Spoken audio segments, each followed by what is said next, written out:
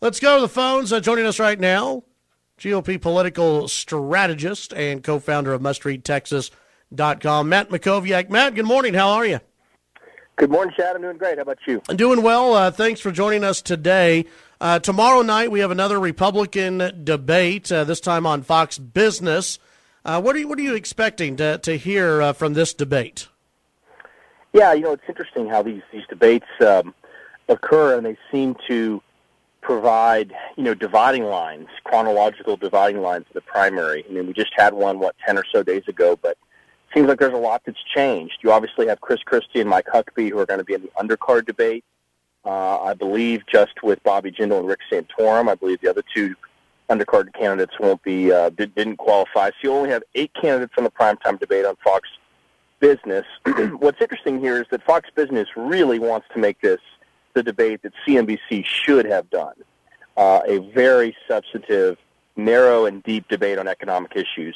They want to contrast their brand with the brand damage CNBC did, so I think they're going to be very focused. Now, you have to put, what a network wants to achieve in the box of how the whole race is unfolding, and obviously in the last couple of days there's been a lot of attention on Ben Carson.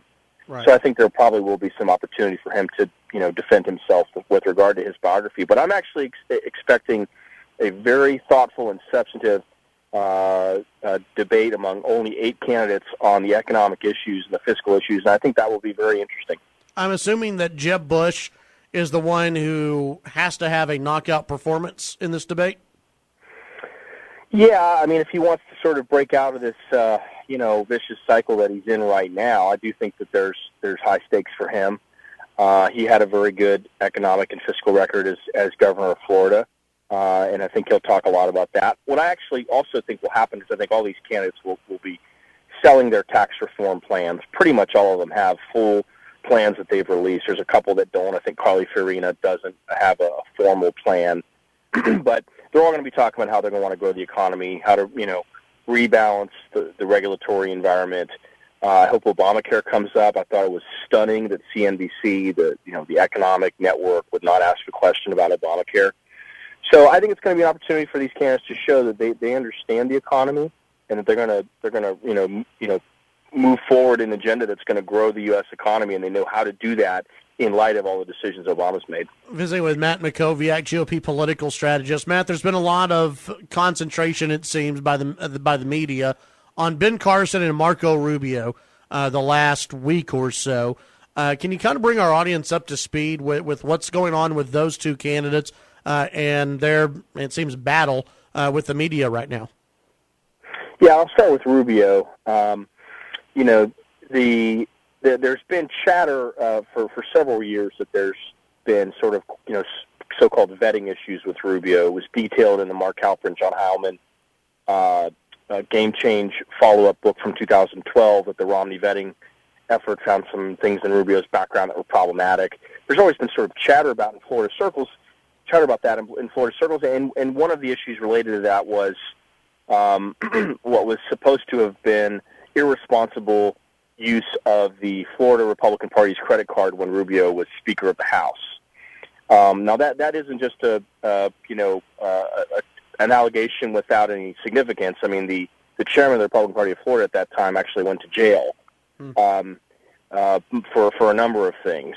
But Rubio kept all the credit card statements and released them over the weekend, and it showed that he spent much less money than the other people that have credit cards, and that he made a number of personal charges, but he paid them back. So it really showed that the story that had been sold about Rubio was there was much less to it, and I think he's really handled that one very well. So I think for the most part he skated by any real damage there. Now with regard to Carson has a very unique biography, and to a certain extent he's running on his biography.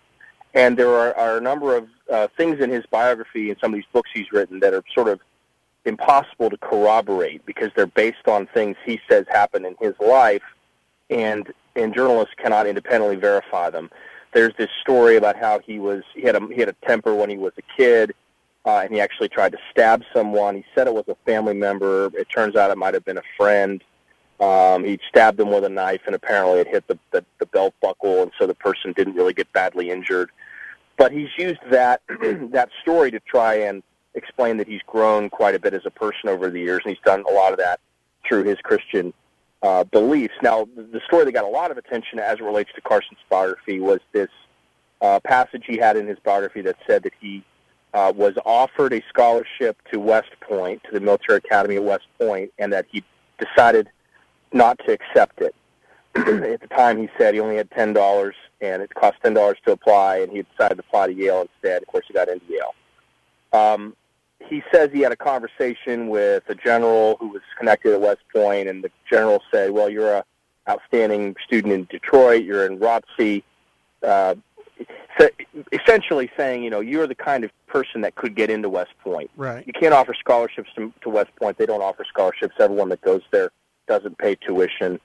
So it's a little bit of a strange story. And, of course, Carson never actually applied.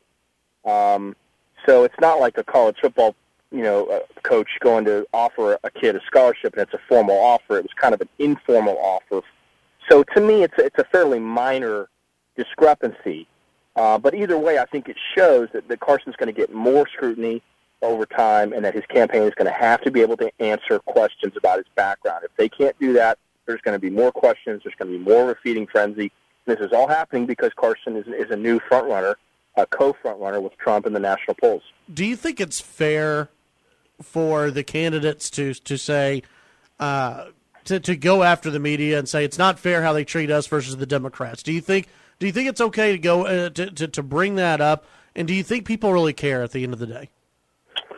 I think that the media goes after Republicans more than they go after Democrats as it relates to background. If you remember, there was a lot in Obama's background that was really problematic. And, in fact, a lot of the Jeremiah Wright stuff was leaked by Hillary Clinton's campaign long before Republicans ever picked it up.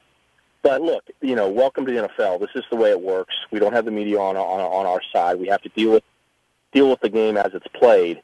And, I think, look, when you become a national frontrunner, you're going to start getting scrutiny. So, from my perspective, I don't have a big problem with a lot of this. I thought the initial Politico story was overstated, and that's why they sort of rewrote it and kind of lessened the impact a little bit. They made it sound like Carson never even applied. How could he have been offered a scholarship if he never even applied? Well, he never said he applied. He said he was offered a scholarship.